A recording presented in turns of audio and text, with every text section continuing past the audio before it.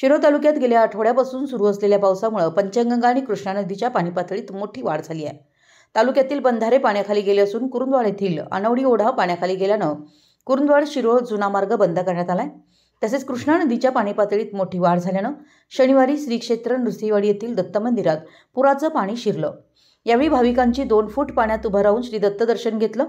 दरम्यान रविवारी चालू सालातील पहिला दक्षिण द्वार सोहळा होण्याची शक्यता होती, त्यामुळे हजारो भाविक श्री दत्त मंदिर परिसरात उपस्थित होते। मात्र रात्री पाण्याची वाढ मंदावली, त्यामुळे दक्षिण द्वार सोहळा झाला नाही। दरम्यान श्री दत्त मंदिराच्या गाभाऱ्यात नदीचं पाणी आलं, यामुळे दररोज होणारा पालखी सोहळा आज पाण्यातूनच संपन्न झाला। भाविकांसाठी हा एक विलक्षण आणि भक्तिमय अनुभव भक्तांनी अनुभवला।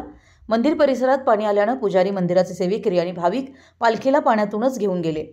टाळ मृदंगाच्या गजरात आणि दत्त दत्त जय जय दत्तच्या जयघोषात पालखी फेरी पूर्ण झाली। या प्रसंगी मंदिर समितीने आवश्यक खबरदारी घेतली होती। भाविकांची सुरक्षितता लक्षात घेऊन स्वयंसेवकांची नियुक्ती केली होती। या घटनेमुळे भाविकांमध्ये एक वेगळा भक्तिरूप उत्साह निर्माण झाला असून काही भाविकांनी याला निसर्गाशी एकरूप झालेली भक्ती असं वर्णन केलं आहे। श्री क्षेत्र नृसिंहवाडी हे दत्तभक्तांचं प्रमुख तीर्थक्षेत्र असून येथील प्रत्येक धार्मिक सोहळा भाविकांसाठी अत्यंत पवित्र मानला जातो। आजचा पाण्यातून झालेला पालखी सोहळा भक्तांच्या श्रद्धेचा आणि निष्ठेचा जणू साक्षात प्रत्यय देणारा भक्तिमय अनुभव ठरला। मराठी एस न्यूजसाठी नृसिंहवाडीहून संदीप अडसूळ।